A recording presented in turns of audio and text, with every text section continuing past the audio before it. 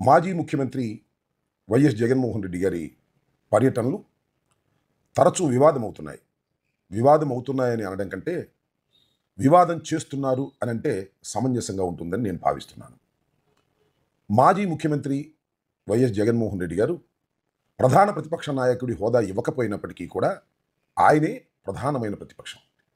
కాబట్టి ప్రభుత్వ నిర్లక్ష్య వైఖరికి నిరసనగా ఉద్యమాలు చేయవలసినటువంటి బాధ్యత జగన్మోహన్ రెడ్డి గారి మీద ప్రజాస్వామ్యయుతంగా ఉన్నదనేది అందరూ అంగీకరించేటటువంటి అంశం.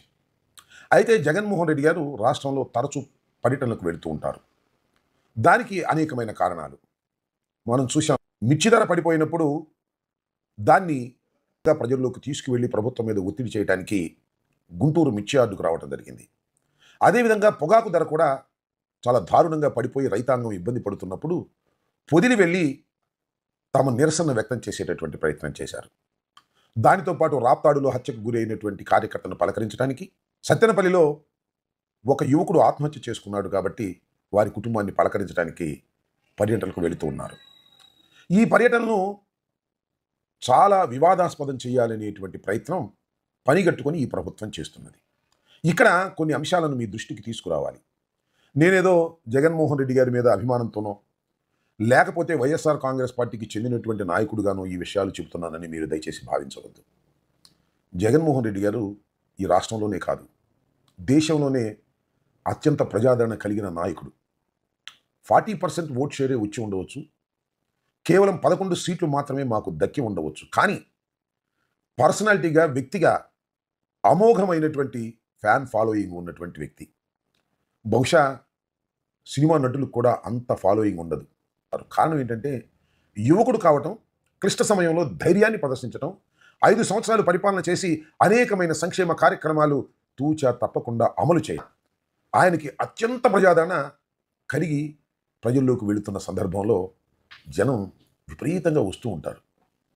ఇవాళ తెలుగుదేశం పార్టీ పోలీసులు చెబుతున్నట్టుగా మేము జనాన్ని పోగు చేయటంలా, జనం వారంతటా వారే తెలుసుకుని రావడం, కారు మీదకొచ్చి పడిపోవడం, బాయినెట్లు ఎక్కటం, ఇవన్నీ చాలా సందర్భాల్లో మీరు కూడా చూసి ఉంటారు. నేను ఈ విషయాలని ఎందుకు చెబుతున్నానంటే, ప్రభుత్వం జగన్మోహన్ రెడ్డి గారు బయటికి రాకోకుండా నివారించాలనేటువంటి ఒక విష ప్రయత్నం చేస్తున్నది. వినుకొండ వెళ్ళినప్పుడు ఆయన వెంట ఎవరు వెళ్ళకోకుండా ఉండేందుకు బారికెట్లు పెట్టి నివారించే ప్రయత్నం చేశారు అనఫిషియల్గా. అయినా వినుకొండలో విపరీతంగా ప్రజలు వచ్చారు. ఆ తర్వాత రాప్తాడులో కురబ లింగయ్య అనేటువంటి వ్యక్తి హత్య గావించబడితే జగన్మోహన్ రెడ్డి గారు హెలికాప్టర్లో వెళ్ళారు. హెలికాప్టర్ చుట్టూ బ్యారికేట్లు లేవు, అశేషమైనటువంటి జనం వచ్చారు. హెలికాప్టర్ మీదే దూసుకొచ్చి మీద పడ్డారు. హెలికాప్టర్లో కొన్ని ఇబ్బందులు వచ్చి మళ్ళీ రిటర్న్లో హెలికాప్టర్ వెళ్ళిపోయింది. జగన్మోహన్ రెడ్డి గారు రోడ్డు మీద వెళ్ళవలసిన పరిస్థితి ఏర్పడింది. దీనికి నేను ఏమంటానంటే, జనం ఇంత పెద్ద ఎత్తున వస్తారని తెలిసి కూడా ప్రభుత్వం సరైన రక్షణ కల్పించలేదు అని నేను ఇక్కడ చెప్పదలుచుకున్నాను. అదేవిధంగా మీరు గుర్తు చేసుకోండి, గుంటూరు మిర్చి యార్డుకి జగన్మోహన్ రెడ్డి గారు వచ్చారు. అసలు సెక్యూరిటీనే ఇవ్వాల. ఆ రోజు నేను కానీ, అప్పిరెడ్డి కానీ, సుబ్బారెడ్డి గారు కానీ, నాని కానీ వచ్చిన వాళ్ళను అసలు బ్రతికి బయటకు వస్తామా ఆ కోరులో, ఆ జన ఒత్తిడిలో అని ఉక్కిరిబిక్కిరైపోయాం. కానీ ఏంటంటే పోలీసుల కంట్రోల్ లేదు, అసలు పోలీసులనే పెట్టలేదు. మేము అసలు సెక్యూరిటీనే ఇవ్వని తిరస్కరించినటువంటి సందర్భం. ఇది కూడా విషపూరితమైన ఆలోచన అని నేను చెప్పదలుచుకున్నాను. పొదిలి వెళ్ళారు. పొదిలి కూడా అశేషంగా జనం వచ్చారు. పొదిల్లో ఒక బెలూన్లు పెట్టి అల్లరి చేసే జగన్మోహన్ రెడ్డి గారి పర్యటనను ఫెయిల్ చేయాలి అంటే ఏంటంటే, జగన్మోహన్ రెడ్డి గారు బయటకు వచ్చి జనంలో తిరుగుతుంటే ఆయనకు వస్తున్న ప్రజాదరణ చూసిన తరువాత ఈ ప్రభుత్వంలో ఇబ్బందులు వస్తాయి అనేటువంటి ఉద్దేశాన్ని వారు భావిస్తున్నట్టుగా నాకు అర్థమవుతుంది. వారంటే ముఖ్యంగా లోకేష్ అండ్ చంద్రబాబు నాయుడు గారు ఒక విషపూరితమైనటువంటి ఆలోచన చేస్తున్నారు.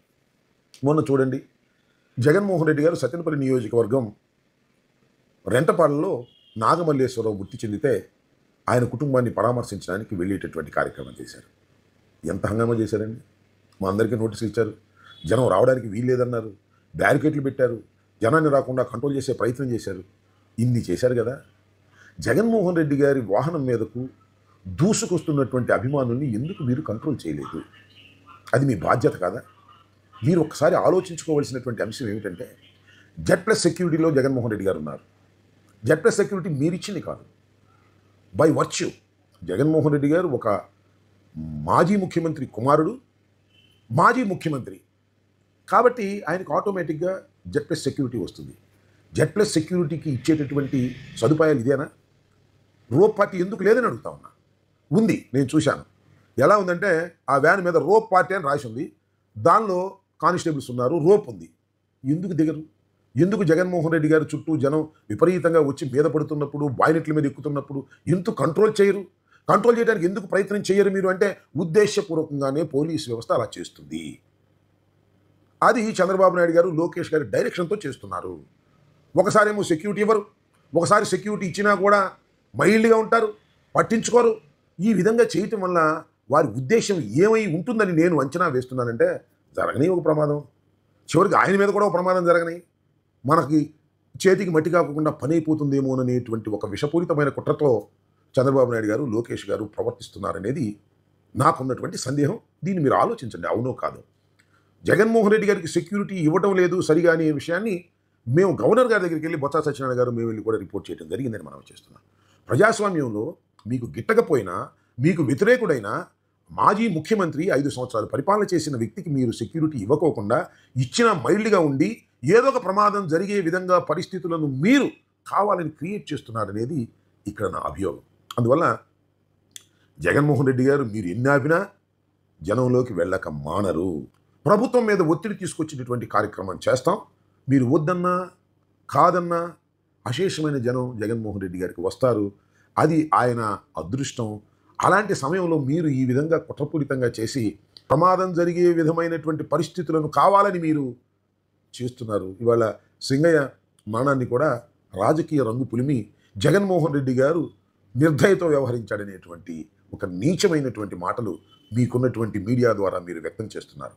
సింగయ్య మా కార్యకర్త. జగన్మోహన్ రెడ్డి గారంటే పిచ్చి అభిమానంతో కూడుకున్నటువంటి వ్యక్తి. ఆయన జగన్మోహన్ రెడ్డి గారిని చూడాలని వచ్చాడు, యాక్సిడెంట్ అయ్యి మరణించాడు. అది జగన్మోహన్ రెడ్డి గారు వాహనం కింద పడ్డాడా, లేకపోతే మరొకటి కింద పడ్డారా, మీకే ఒక నిర్ధారణ లేనటువంటి దశలో మీరున్నారు. అయినా తోసేద్దాం జగన్మోహన్ రెడ్డి గారి మీద అనేటువంటి మాట. జగన్మోహన్ రెడ్డి గారికి నిజంగా ఆ సింగయ్య మరణమే తెలిసి ఉంటే ఖచ్చితంగా అక్కడ ఆగి అతన్ని హాస్పిటల్కి పంపించేటటువంటి ప్రయత్నం చేసి ఉండేటటువంటి మనస్తత్వం కలిగినటువంటి వ్యక్తి తప్ప గాలి కుదిలిపోయేటటువంటి వ్యక్తి కాదనే విషయాన్ని ప్రజలందరికీ తెలుసు. అలాంటి మనస్తత్వం కలిగినటువంటి జగన్మోహన్ రెడ్డి గారి మీద బురదలడానికి మీరు ప్రయత్నం చేస్తున్నారు. నేను ఇక్కడ ఆందోళన చెందుతున్నటువంటి అంశం ఏమిటంటే, జెడ్ ప్లస్ సెక్యూరిటీలో ఉన్నటువంటి జగన్మోహన్ రెడ్డి గారికి సరైనటువంటి సెక్యూరిటీని కల్పించకపోవటం ఆయనకి ప్రమాదం జరిగేటటువంటి అవకాశం ఉందని నా అభిప్రాయం. అలాంటి అవకాశం కల్పించడానికి నారా చంద్రబాబు నాయుడు గారు, లోకేష్ గారు విశ్వ ప్రయత్నం చేస్తున్నారనేది కూడా నా అభియోగం. ప్రజలు దీన్ని అర్థం చేసుకోవాలని కోరుతున్నాను. పోలీస్